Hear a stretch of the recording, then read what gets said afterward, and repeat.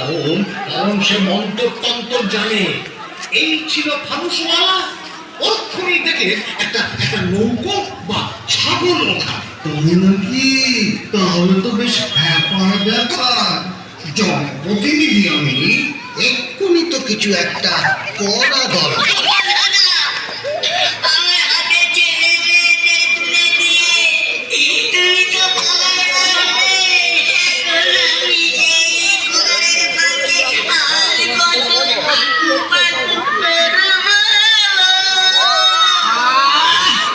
মাথাটা ঠান্ডা করে আমায় একটু ভাবতে দাও দেখি।